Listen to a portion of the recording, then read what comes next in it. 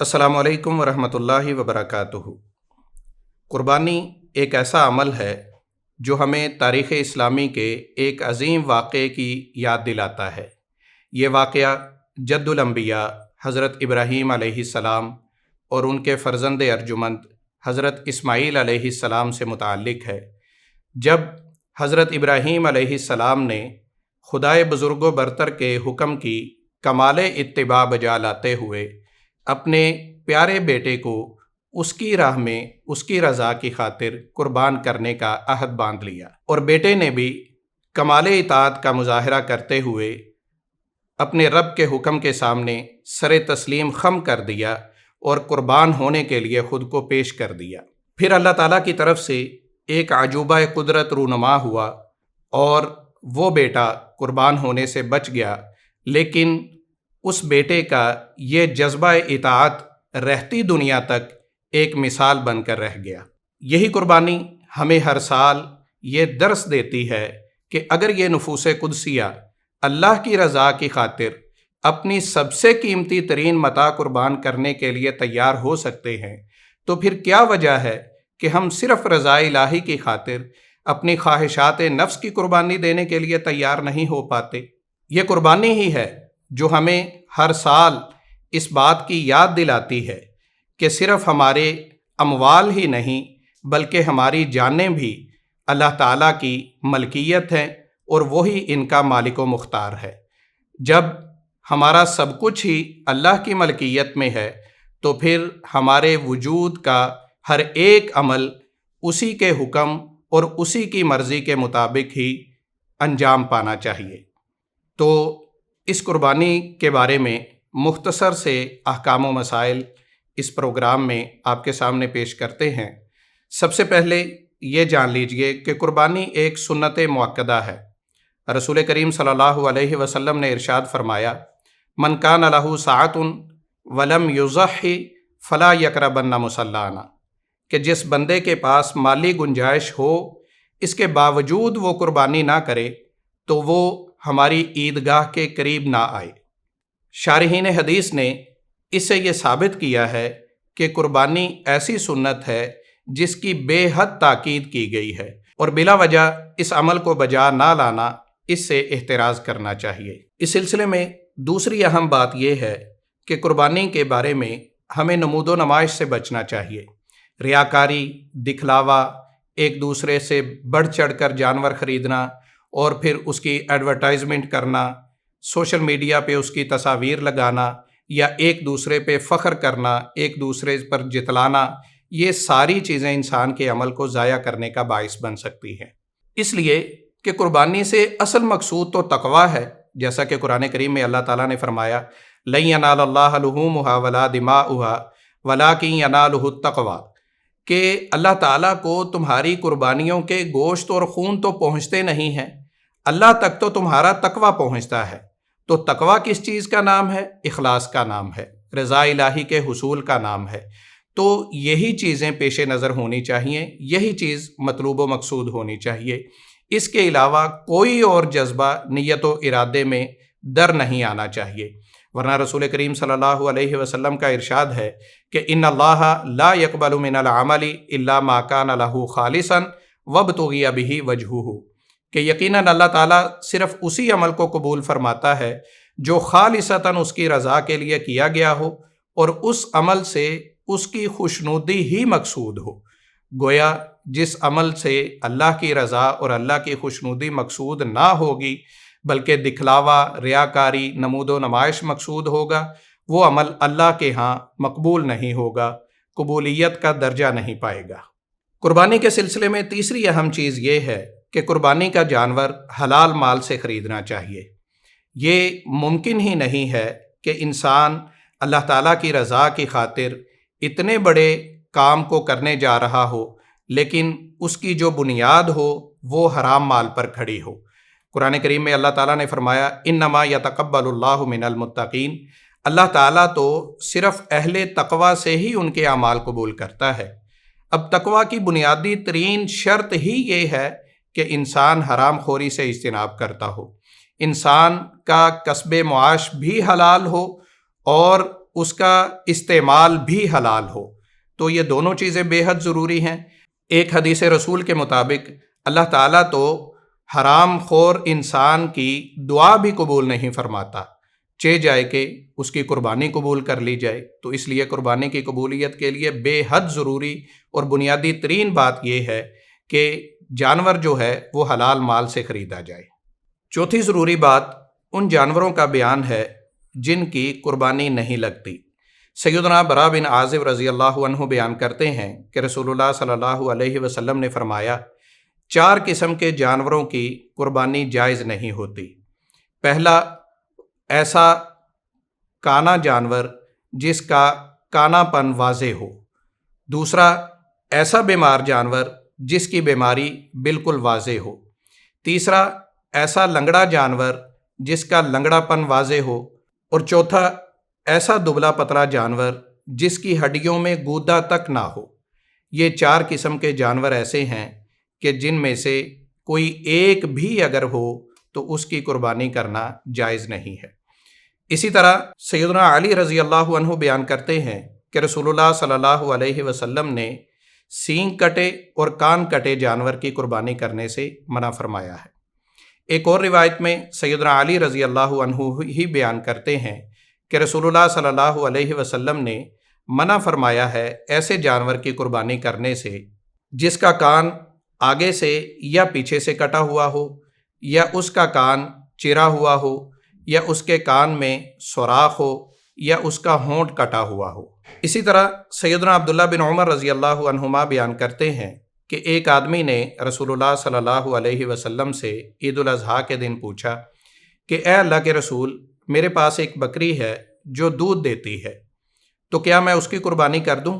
تو نبی صلی اللہ علیہ وسلم نے فرمایا نہیں، لیکن اگر معمولی قسم کا کوئی نقص ہو تو اس میں کوئی حرج نہیں ہے۔ امام خطابی رحمہ اللہ فرماتے ہیں کہ اگر کسی جانور میں معمولی سا نقص پایا جاتا ہے تو اس کی قربانی کی جا سکتی ہے، اس میں کوئی حرج نہیں ہے۔ اس سلسلے میں یہ پیش نظر رہنا بھی ضروری ہے کہ دوندہ جانور ہی قربانی کرنا افضل ہے۔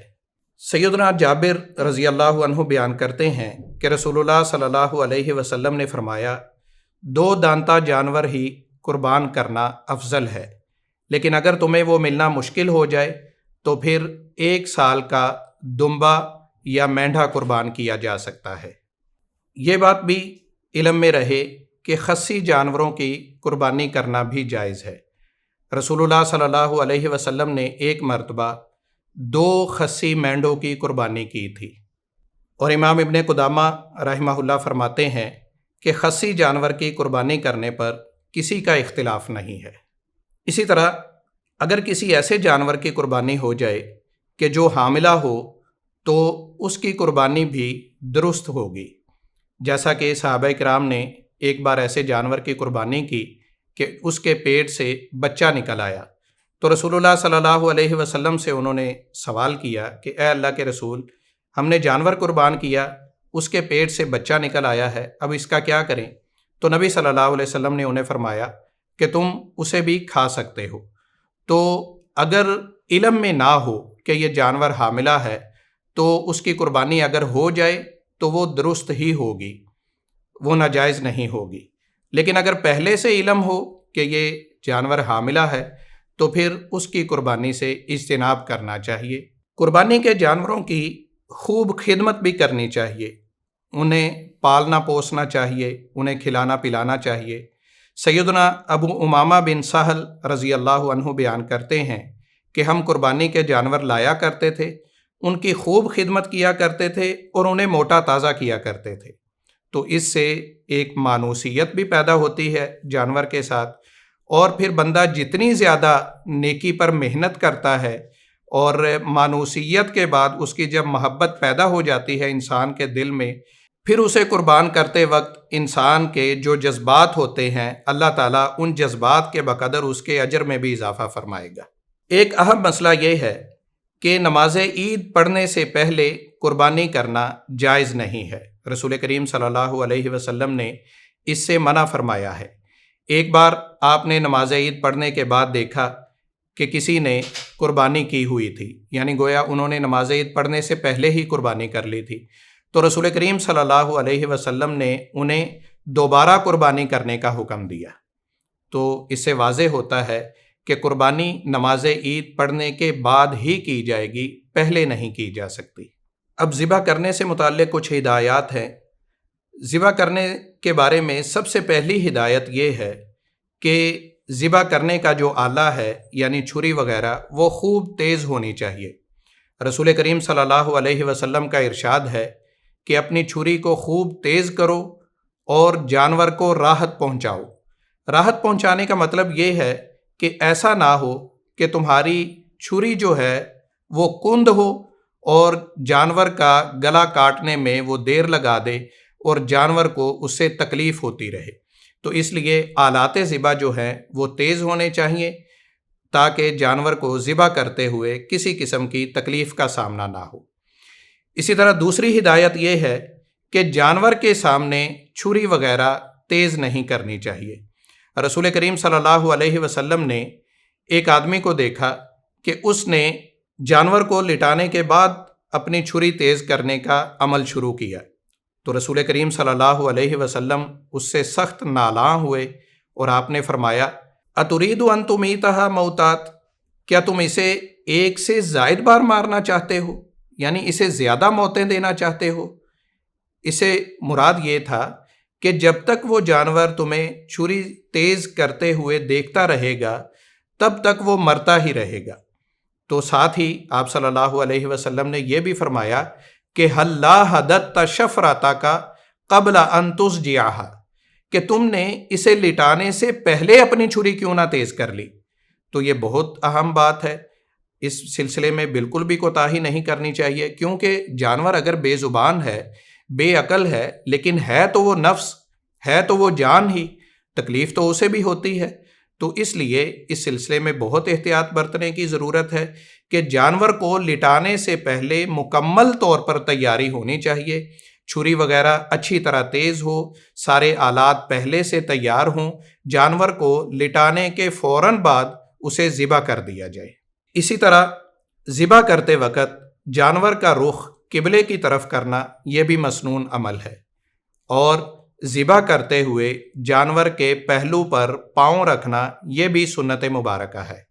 قربانی کے جانور کو اپنے ہاتھ سے ذبح کرنا یہ مستحب عمل ہے، اور کوشش کرنی چاہیے کہ اپنے ہاتھ سے ہی ذبح کیا جائے۔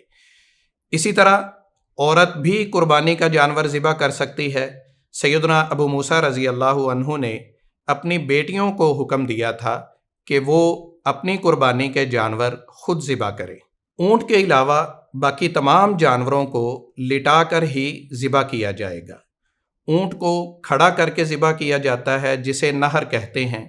نہر کا طریقہ امام ابن قدامہ رحمہ اللہ نے یہ بیان کیا ہے کہ اونٹ کو کھڑا کر لیا جائے اور اس کی آگے والی بائیں ٹانگ باندھ دی جائے۔ آگے والی ٹانگ باندھنے کے بعد نہر کرنے والا اس کی گردن اور سینے کے درمیان جو گڑھا ہوتا ہے وہاں پر نیزہ وغیرہ یا جو بھی چیز ہے جس سے نہر کرنا ہے وہ مارے۔ یہی اس کا مسنون طریقہ ہے نہر کرنے کا۔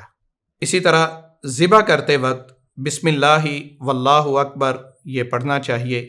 قربانی کے گوشت کے متعلق یہ احکام ہیں کہ رسول اللہ صلی اللہ علیہ وسلم کی یہ سنت مبارکہ تھی کہ آپ عید الاضحیٰ کے دن سب سے پہلا جو کھانا کھاتے تھے وہ قربانی کا گوشت ہی ہوتا تھا، یعنی آپ نماز عید پڑھنے کے لیے جانے سے پہلے اور پڑھنے کے بعد کوئی چیز نہ کھاتے جب تک کہ جانور ذبح ہو جاتا، اس کا گوشت پک جاتا اور آپ وہی تناول فرماتے۔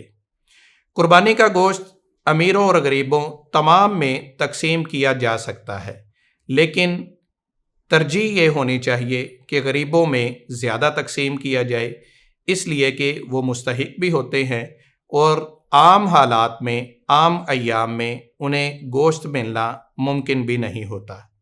گوشت کی تقسیم کی بہترین صورت یہ ہے کہ اس کے 3 حصے کر لیے جائیں۔ ایک حصہ اپنے گھر کے لیے رکھ دیا جائے، دوسرا حصہ اپنے دوست و احباب کے لیے، اور تیسرا حصہ غریبوں، مسکینوں اور یتیموں میں تقسیم کر دیا جائے۔ قربانی کا گوشت تالیف قلب کے لیے بھی کسی کو دیا جا سکتا ہے، یعنی کوئی غیر مسلم ہے اور وہ قبول اسلام کی طرف مائل ہو رہا ہے تو اسے مزید اپنے قریب لانے کے لیے اسے قربانی کا گوشت دیا جا سکتا ہے۔ اسی طرح قربانی کا گوشت ذخیرہ بھی کیا جا سکتا ہے۔ رسول کریم صلی اللہ علیہ وسلم نے فرمایا قربانی کے گوشت کے بارے میں کہ تم اسے کھا بھی سکتے ہو، تقسیم بھی کر سکتے ہو اور ذخیرہ بھی کر سکتے ہو، لیکن بہترین صورت یہی ہے کہ ایثار کا عمل اپنایا جائے، سارے کا سارا ذخیرہ نہ کر لیا جائے، یا زیادہ تر حصہ بھی ذخیرہ کرنے سے اجتناب ہی بہتر ہے۔ بہترین اور افضل صورت یہی ہے کہ غرباء اور یتامہ و مساکین میں تقسیم کر دیا جائے کہ وہی اس کے اصل مستحقین ہوتے ہیں۔ قربانی کی کھال کا مصرف انسان کی اپنی ذات نہیں ہو سکتی۔ یہ بالکل جائز نہیں ہے کہ کوئی انسان قربانی کی کھال کو اپنی ذاتی مقصد کے لیے استعمال کر لے یا پھر اسے فروخت کر کے اس کی قیمت اپنے استعمال میں لے آئے۔ قربانی کی کھال مستحقین کو ہی دی جا سکتی ہے، وہی مستحقین کہ جن کو صدقہ و خیرات اور زکوٰۃ دی جا سکتی ہے، ان کو قربانی کی کھال یا قربانی کے کھال کے پیسے دے دینے چاہیے۔ چند اشکالات لوگوں کے ذہنوں میں پائے جاتے ہیں، جن میں ایک سب سے بنیادی ہے جو خاص طور پر اسلام مخالف لوگوں کی طرف سے سامنے آتا ہے، وہ یہ ہے کہ قربانی کرنے کے بجائے کسی غریب کی مدد کر دی جائے، کوئی واٹر کولر لگا دیا جائے، کسی غریب کی بیٹی کی شادی کر دی جائے۔ یہ سوچ اور فکر جو ہے یہ دراصل اسلام کو سوشیالوجی کی نظر سے دیکھنے کی غلطی ہے۔ عبادت کا اصل معیار اللہ کا حکم ہے، نہ کہ ہمارا فہم اور ہماری خواہش۔ اگر رفاہی مقاصد ہی اصل ہوتے تو پھر یہ نماز، روزہ، زکوٰۃ، حج وغیرہ ان سب کی جگہ اسی طرح کے احکام دے دیے جاتے۔ رفاہی کام جو ہیں ان کا اپنی جگہ مقام ہے، وہ اپنی جگہ اپنی اہمیت ان کی مسلم ہے، لیکن عبادات جو ہیں وہ اپنی جگہ اپنا مقام رکھتی ہیں۔ تو اس لیے کسی غریب کی بیٹی کی شادی کر دینا، کہیں واٹر کولر لگوا دینا یا کسی غریب کا کوئی کام کر دینا، اس کی مدد کر دینا، یہ ہرگز قربانی کے لیے مانع نہیں ہے۔ قربانی کا حکم اپنی جگہ ہے اور غرباء کی مدد اپنی جگہ ہے، اور عام طور پر یہ بھی دیکھا گیا ہے کہ غرباء کی مدد بھی وہی لوگ کرتے ہیں جو قربانی کرتے ہیں۔ معترضین کو یہ بھی توفیق نہیں ہوتی کہ وہ غرباء کی مدد کر دیں۔ اور پھر دیکھیں کیا یہ سارا فلسفہ اور یہ ساری دانشوری صرف قربانی کے موقع پر ہی یاد آتی ہے؟ یعنی سال میں کتنے ایسے مواقع آتے ہیں جہاں پیسوں کا بے دریغ استعمال کیا جاتا ہے۔ نیو ایئر نائٹ دیکھ لیں، اسی طرح ویلنٹائن ڈے دیکھ لیں، یا عام طور پہ شادی بیاہوں میں بے دریغ خرچ کیا جاتا ہے، سالگرہ کی تقریبات پر بے حساب پیسہ لٹایا جاتا ہے۔ کیا ان تمام مواقع پر، اور اسی طرح پھر اپنے جو سامان تعیش ہوتا ہے، اپنی جو لگژری لائف ہوتی ہے، یعنی ایک گاڑی کی بجائے 4-5 گاڑیاں رکھی ہوتی ہیں، کیا ان میں سے ایک گاڑی کی قربانی دے کر غریبوں کی مدد نہیں کی جا سکتی؟ موبائل فون مہنگے سے مہنگے لیے ہوتے ہیں، اسی طرح اپنا لائف سٹینڈرڈ بہت ہائی کیا ہوتا ہے، کیا اسے تھوڑا سا نیچے لا کر اس کا پیسہ بچا کر غریبوں کی مدد نہیں کی جا سکتی؟ اصل میں مقصود ایسے لوگوں کا غریبوں کی مدد ہوتا ہی نہیں ہے۔ ایسے لوگوں کا مقصد صرف اسلام پر طعن ہوتا ہے، شعائر اسلامی کی مخالفت کرنا ہوتا ہے۔ تو بس اسی وجہ سے یہ چکنے چپڑے نعرے لوگوں کو سنائے جاتے ہیں اور لوگوں کو ایک عظیم عمل یعنی قربانی سے برگشتہ کرنے کی کوشش کی جاتی ہے، حالانکہ دونوں ہی کام دیندار، دین پسند، نیکی کرنے والے دونوں ہی کام کر رہے ہوتے ہیں۔ وہ صدقہ و خیرات بھی کر رہے ہوتے ہیں، وہ قربانی بھی کر رہے ہوتے ہیں، اور اسی طرح قربانی کے عمل کو بھی دیکھیں تو یہ بھی در حقیقت غریبوں کی مدد ہی ہے، یہ بھی محتاجوں کی مدد ہی ہے۔ کتنے لوگوں کا روزگار چلتا ہے، کتنے لوگوں کے گھر گوشت پہنچتا ہے، اور کتنے لوگوں کی بعد میں اسی کے ذریعے مالی مدد ہوتی ہے۔ تو یہ سارا سلسلہ جو ہے یہ در حقیقت عبادات کے ضمن میں غریبوں کی مدد ہی کی ایک بہترین صورت ہے۔ اس لیے اس اعتراض میں کوئی وزن نہیں ہے، یہ بے جا اعتراض ہے، اور لوگوں کو ایک عظیم عمل سے برگشتہ کرنے کی یہ سعی نامشکور ہے۔ پھر اسی طرح ایک سوچ یہ پائی جاتی ہے کہ قربانی کا جانور خریدتے ہوئے بحث و تکرار کرنا، ریٹ کو کم کرنا، یہ کوئی ثواب والا کام ہے۔ ایسا ہرگز نہیں ہے۔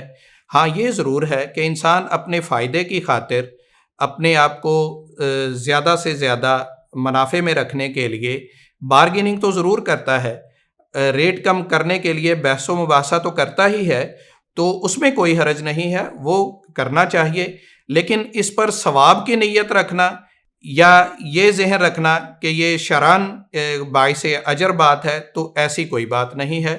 ہاں البتہ رسول کریم صلی اللہ علیہ وسلم نے یہ ضرور ارشاد فرمایا ہے کہ رحم اللہ رجلا سمحا اذا باع و اذا اشترى و اذا اقتضى، کہ اللہ تعالیٰ ایسے آدمی پر رحم فرمائے کہ جو جب کوئی چیز بیچتا ہے تو بڑا نرمی اور رحم والا معاملہ کرتا ہے، جب کوئی چیز خریدتا ہے تو پھر بھی بڑی آسانی والا معاملہ کرتا ہے، بڑے خوش اسلوبی سے وہ عمل انجام دیتا ہے، اور اسی طرح جب کسی سے اپنے قرض کا مطالبہ کرتا ہے تو وہ بھی احسن انداز سے کرتا ہے، وہ بھی بڑے محبت والے انداز سے کرتا ہے۔